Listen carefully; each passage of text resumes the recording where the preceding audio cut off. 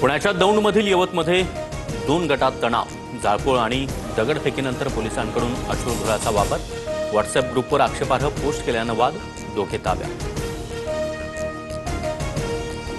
छत्रपती शिवाजी महाराजांच्या पुतळ्याचा अवमान, मशिदीवर दगडफेकीनंतर उद्रेक, पोलिसांकडून वेळीच घटनास्थळी धाव घेत परिस्थिती नियंत्रणात आणण्याचा प्रयत्न.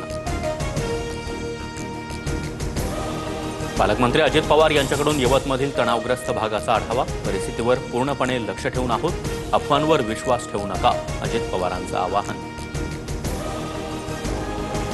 कुणीही कायदा हातात घेऊ नका, शांतता राखा, आक्षेपार्ह स्टेटस ठेवणाऱ्या लोकांवर कारवाई होणार, यवतमधील तणावानंतर मुख्यमंत्री फडणवीसांचा इशारा.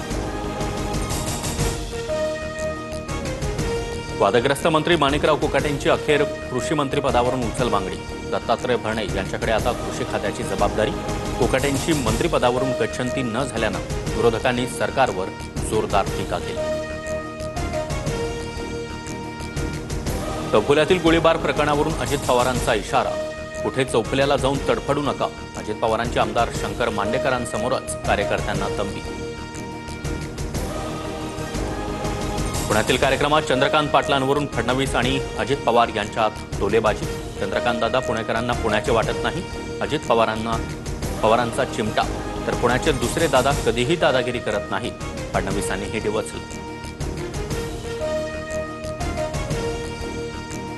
महादेव मुंडे हत्या प्रकरणातील आरोपी 8 दिवसात पकडले नाहीत तर बीडमध्ये कडकडीत बंद पुकारू, एक गाडीसुद्धा फिरू देणार नाहीत, मनोज जरांगेंचा इशारा. महादेवी हत्येच्या नांदणीतील वापसीचा मार्ग मोकळा, वनतारा संस्था माधुरीला कोल्हापुरात परत पाठवण्यास सकारात्मक, मात्र कायदेशीर प्रक्रिया पूर्ण होईपर्यंत पुनरागमन शक्य नाही, पालकमंत्री प्रकाश आंबेडकर यांच्याकडून स्पष्ट. धाराशिवमध्ये जिल्हाधिकारी कार्यालयात 2 महिलांकडून आत्महत्येचा इशारा, महिला थेट जिल्हाधिकारी कार्यालय परिसरातील इमारतीवर चढल्या, पवनचक्की कंपनीकडून अन्याय होत असल्याचा आरोप.